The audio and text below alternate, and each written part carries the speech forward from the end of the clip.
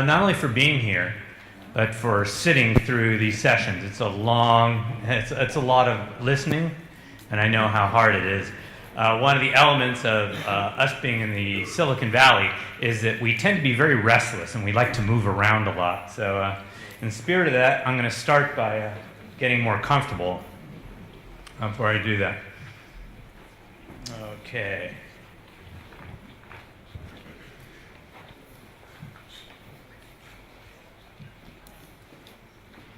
There we go.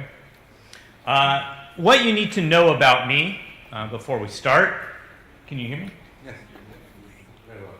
Because I know that they have two microphones, and I'm not sure which one they expect us to use. Is I'm a venture capitalist. I am an entrepreneur, and I'm also a child still. And if you had known me when I was really, really young, my parents would have told you that I was quite an impossible child. And my teachers would have said the same thing, because I was always restless, I was always curious, so it wasn't enough for you just to tell me about something, that the stove was hot. I had to actually touch it to realize it was hot.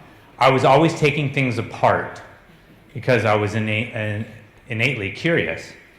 And little did I know that those traits, as we grow up, label us now as an entrepreneur. I never was very good at coloring inside of the lines.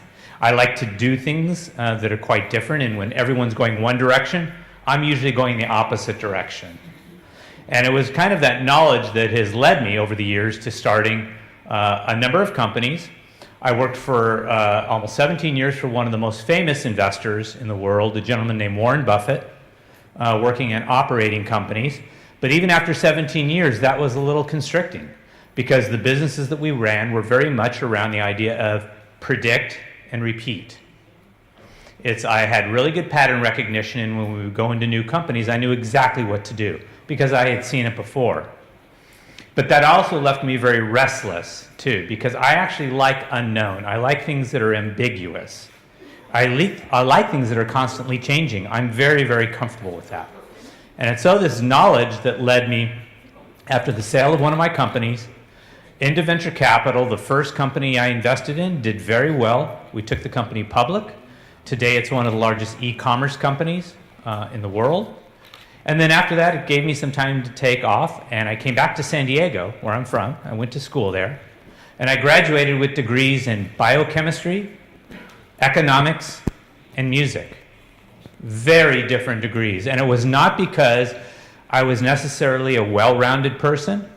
It's because my parents wanted me to be a doctor, and I wanted to be a musician. That was my dream, was to be a jazz musician. And I always figured that business was good, regardless of what I did. And so little did I know that I would come full circle and be in a job and a position now where I'd be able to use all three of those. And it's about that journey that led me to kind of come up with this idea of the rainforest and to write the book with my business partner that kind of describes what we had seen. But very often, my journeys always begin with a question. I observe something that's happening, and then I ask a question. And the reason we call this particular presentation about architecting the invisible is because 99% of what makes innovation happen anywhere in the world is something you can't touch or see. It's completely invisible. So people come and visit us all the time in the Silicon Valley, and they come to Stanford University and they visit the incubators and they try to copy what they see. And then they go back to their hometown and they put it in place, and they can't figure out why it doesn't work, or it doesn't work well. And what they're failing to see is that really the majority of what makes those things happen are things that they need to appreciate and feel rather than see. And so I started with this basic question. And I went to, when I was, while I was at the university and I came back to work with entrepreneurs, I started a program called Global Connect. And we built innovation accelerators around the world. We built 57 programs in 25 countries. And obviously, every region was completely different. And one of the biggest mistakes I saw people trying to do is trying to copy the Silicon Valley, rather than trying to figure out what made them unique, what made them strong, and just try to figure out what was the right model for them, rather than how to copy someone else's model. And so I went to some colleagues of mine who I very much respect, who have been the leaders in the innovation space for the past 25, 30 years before I came around. And I asked them this question is, why is innovation so hard? And more important, how do we make more of it happen? And once we actually, you've been writing about it for 25 or 30 years, and why is it that once we gather all this knowledge, we've read your books, you've been writing them for this space. In fact, you can hardly get on or read a book about business today that doesn't have innovation as a main theme. It's almost an overused word. And so if we know so much about innovation, we know what makes it happen, what kinds of people make it happen, why is it so hard to replicate? And even more important, once we do have the knowledge, why do we then fail to implement it? Why do we fail to actually do what we know makes innovation happen? And it was actually a colleague of mine at Stanford University who said, you know, I'm not going to tell you the answer. I'm going to show it to you. And he gave me a book by Pfeffer and Sutton that was called The Knowing-Doing Gap. And it addressed exactly this problem, that very often we know what to do, we just have trouble doing it. And we all experience that every day in our own lives. But there definitely is a gap, but I wanted to know why there was a gap. And what I realized is that knowing what to do exists up here, doing something exists here, but something gets in the way, and that's this. That very often, knowing what to do before it can be translated into an action or even a manifest behavior, it has to go through right here. We're afraid of doing something. We've already played out everything that could go wrong, and therefore we don't do it. And so that was my big challenge of figuring out, how do we change this? Because it's not enough just to have a new mindset with innovation. You have to have a new heart set, which will then lead to a set of actions. So I came up with this model. And what we were noticing is that the model we had been working on for the past couple of centuries was based on agrarian and industrial practices. I call these the production economies. And they were basically built around resource extraction and resource exploitation. We had oil fields, and we had agriculture, and we had what we call rocks and crops, things we could extract the value from, add more value to it, and sell it. And these models had a very particular set of characteristics. And they were all built around what we call mindsets of scarcity. There's only so much we have to work with, and we better use them wisely, because anything we waste diminishes our ability to be successful. So if I have an apple and you have an orange, and we decide we're going to share that apple and orange among everyone in this room, we're going to be very careful about how we distribute it. First of all, if we want to be equitable, we have to count the number of people in the room and make sure everyone gets an equal portion. But two, if we then decide to consume that apple and orange, something interesting happens. We take what we have down to zero. It has now been a resource that now gets consumed, and it's now zero. So all of our knowledge that we have in the resource economies are all about equitable distribution and smart allocation of those resources. But more, it's about the engineering of process, because our processes allow us to be more efficient. And we call those models plantation models. And for instance, this looks very neat and straight. When you look at this model, you know exactly what it is we produce. And our measurement of our success is the yield we get off of our vineyard. It's the quality of what we do and the amount of money we're able to make doing it. In fact, when we irrigate our vineyard using this wonderful Israeli technology, we run them in a very smart line down it, because it wastes the least amount of resources. But what's interesting about that model is that if a weed grows up in my vineyard, I pull it out, because it competes for the very resources I'm trying to preserve. And we see this model played out over and over again in the rise of the production paradigm, whether it's the production of automobiles, very, very linear, precise, predictable, but also in the military-industrial complex and even the way we make chips today. And the main theme of these models is don't make any mistakes. When you get hired into these companies, they're hiring you because you have a set of knowledge that minimizes the number of mistakes. And we think that because you make fewer mistakes, then you're more efficient, you're more productive, you get higher yields, and you're more successful. But we saw another model at play. And these are models of knowledge processes and knowledge economies, creative economies. And these models were a little different because instead of building on mindsets of scarcity, they were actually built on mindsets of abundance. And what I mean by that is in the first model where we had an apple and an orange and it went to zero, now think of us getting together for coffee and you have an idea and I have an idea. And if we decide to share those ideas with one another, something interesting happens. We now each have two ideas. And the more we share these ideas with each other, the capacity of the system actually goes to infinity rather than zero. It's exactly the opposite. Where in the first model we have to be very careful about how we use what we have, it's exactly the opposite. We want to be actually promiscuous with the ideas that we share. And so really, innovation is about ideas having sex. And that was a great revolution for me to understand because my job as a venture capitalist, as an entrepreneur, is to promote the promiscuity of these ideas, to get people together. I now want to engineer serendipity because I want us all to be colliding as much as possible. Because then we can build the brothels for innovation, places like this, where ideas go to have sex. And that's really the difference in the successful model. And we call these models rainforests. So in the plantation, when I showed you that model, you knew exactly what the product was.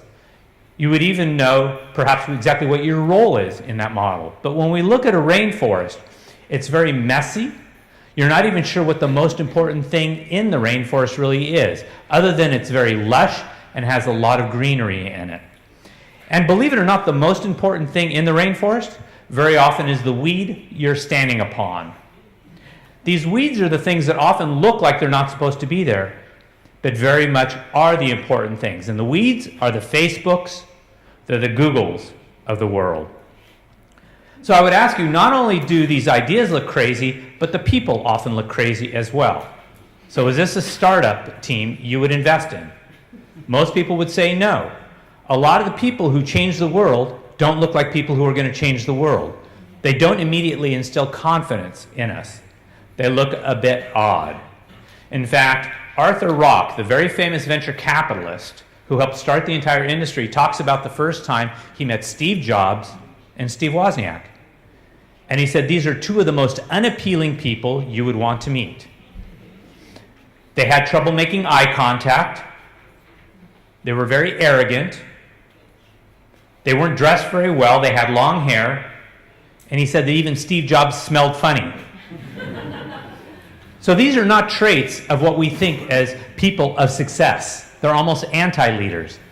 And yet these are the people who changed the world, and he saw something in their idea. Because one of Steve Jobs' greatest gifts was his ability for storytelling. And we find universally that the most successful entrepreneurs are also some of the greatest storytellers, because they take us on a journey into the future, and they help us understand what our role is in that future. And they make three things happen. One is they get us to care about the future. Two is they get us to remember what they told us. And three, they get us to act upon what we're doing. And so they have an ability to move us. And so really when we look for future leaders, it's what do we need to be looking for that we're not seeing? The things that are in front of us that very often always were there, but we were blind to it. They call this inattentional blindness. And so therein lies the paradox of innovation.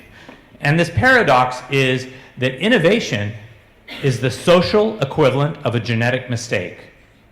When it first presents itself, it looks like a virus. So it's not unusual that systems try to crush new ideas. We reject creativity. It's not unusual because the system generally doesn't like change. It's trying to preserve itself. But it's this very change that will eventually transform us going forward. And so how do we manage these wonderful, crazy people in a system that's constantly trying to kill them? And we also find that there's this historical precedence for this. That very often when we go to the experts and we ask them for what they think are the next big ideas, they always get it wrong. In fact, Kathy Koo, who runs Stanford Technology Transfer for over the last 27 years, every year she has her licensing officers Try to pick what the next big technology out of Stanford is.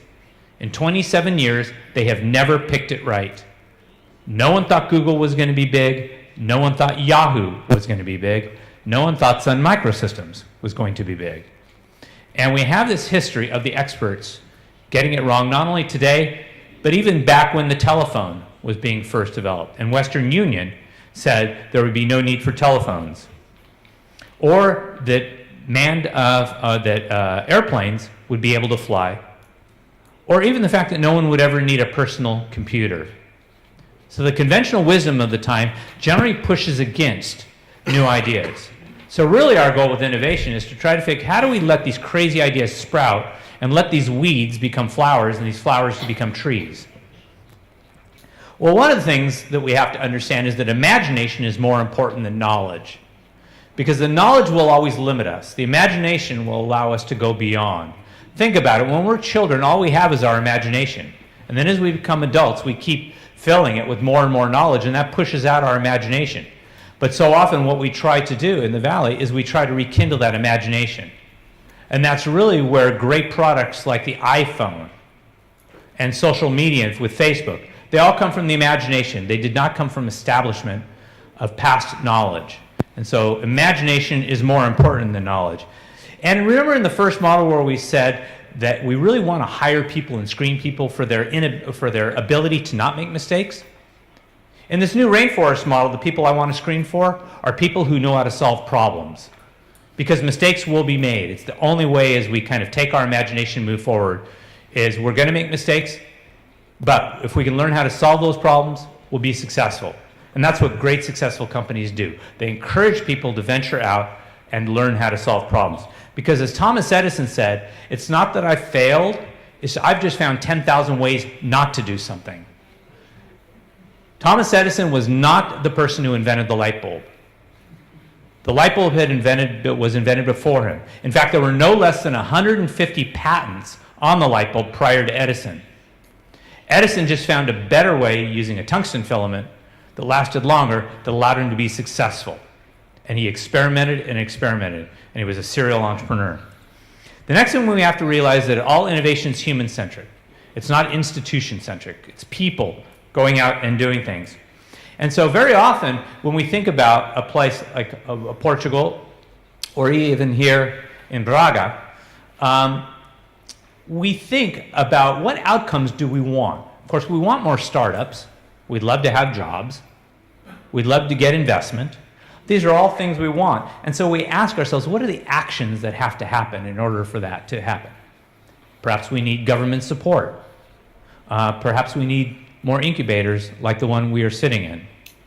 And we tend to focus there. But what we realized is that really all actions stem from our attitudes, our motivations, and really it all comes down to what our belief systems. And that was really important for us in our research because when we go to places like Silicon Valley and Israel, we find not that the people are smarter there or that there's even more money. We actually find that there's a different belief system in place. When people wake up every morning, what it is that they believe is very, very different. And this is where we really need to focus. And the reason that beliefs are so important is because if we believe in something, no evidence is actually necessary. But if we don't believe in something, no evidence will ever be enough. So it's kind of like a religion, and we notice that really what's different about places like Silicon Valley and Israel is there's a religion of innovation that takes hold. And one specific example of this is the religion of Apple. So how did Steve Jobs get everyone in the world to act like his employee without ever putting him on the payroll? Anyone who is a customer is a loyal advocate of Apple products. We defend our ownership of these products as if we work for the company. We approach it with the same love and care as someone who actually gets a paycheck from Apple. How is that possible? Other companies create great products. Other companies build, in some ways, they can build as good, if not better products. But people approach their ownership of the Apple. And what's interesting is you can go back to the beginning of the Apple campaigns, the 1984 and the Think Different campaigns. And if you watch them again, you'll notice they never mention the product. They never mention what it is that they produce. They only mention what their belief system is. And so everyone gave them their loyalty because of their religion, their belief system. People were looking for that new religion, they bought into it, and today they still reward Apple with their loyalty. So what does it take to actually believe, to make someone believe? We often think that fear is the most powerful emotion. We don't do something because we're afraid of what will happen. We've created an image in our mind of what the negative consequences of the future are, and so therefore we don't do it in the present. Human beings are unique that way. But the brain can also work in the exact opposite way, and the heart can, in that the most powerful emotion is actually hope. We believe that no matter what happens, there's something even better beyond it. And we don't mind taking risks, and we don't mind going out a little bit beyond where we are, because there's something so much better on the other side. And there's people supporting us, and the people recognizing us, and the people willing to go with us on that journey. So really, it's thinking plus the feeling that creates the believing. So again, you can't just have a new mindset. You must also have a new heart set. That's why in rooms like this, there are no facts. All the facts of the world exist outside of the room in the real world. If you need to make something happen, you can't make it happen in here. You've got to go out there, talk to customers, talk to investors, talk to people from other places, because that's where all the good stuff is. In addition, we also have to come up with new models of leadership and engagement. We have to say what we call moving from egosystems to ecosystems. And the ecosystems look like every traditional corporate structure you have. We call them pyramids, and they're based on military command and control. That the person at the top has the most knowledge and the resources. And in the plantation economy, that actually works quite well, because it wastes the fewest number of resources. And it's all about status and power. But really, when you're working in a knowledge economy, where creativity and speed is absolutely essential, you want to move to an ecosystem model where everybody plays an equal and important role. And it's more about timing rather than your title.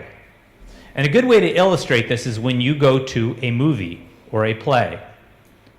When you go to watch a movie or a play, the actor or actress who is on the screen at the moment is the most important person at that moment in the entire production.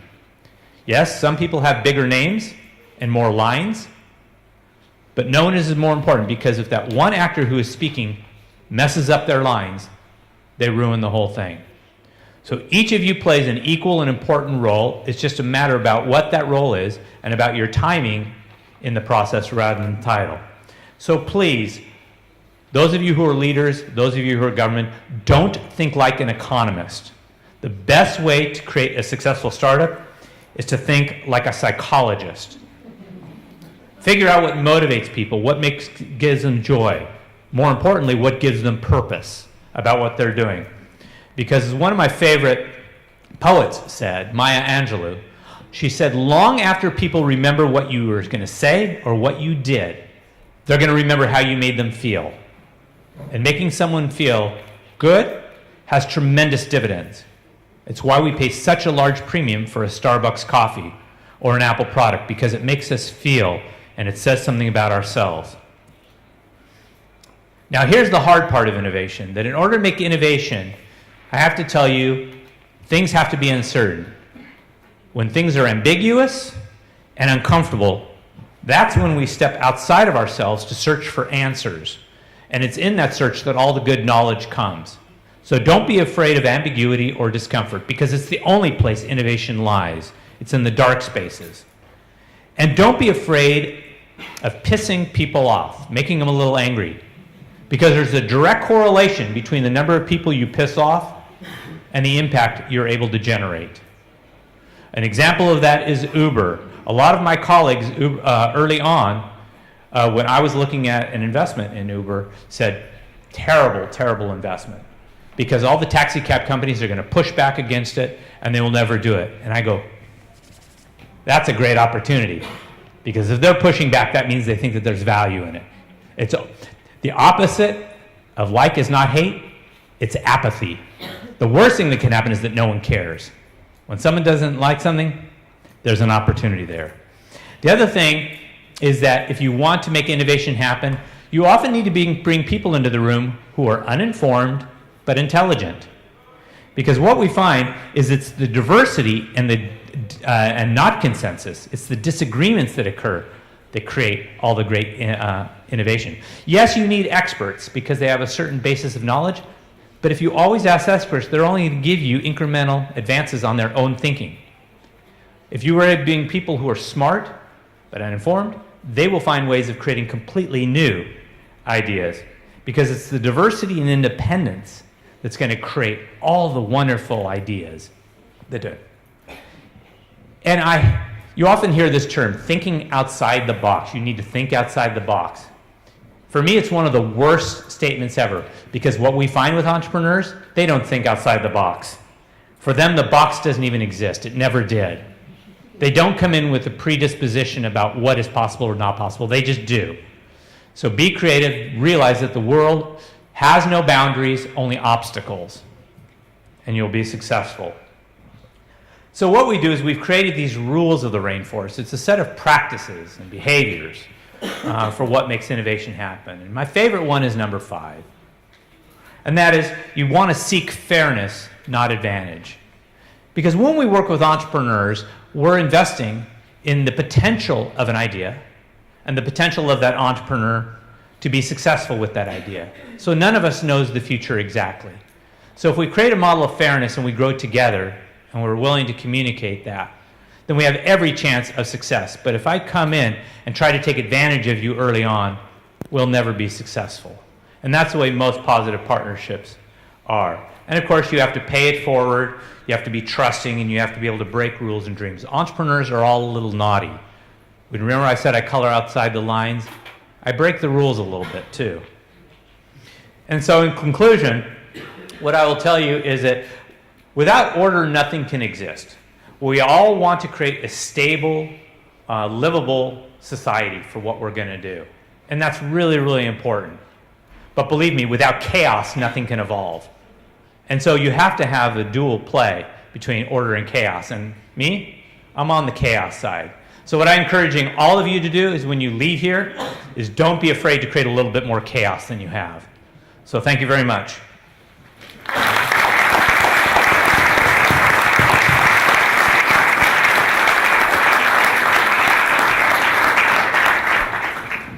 Muito obrigado.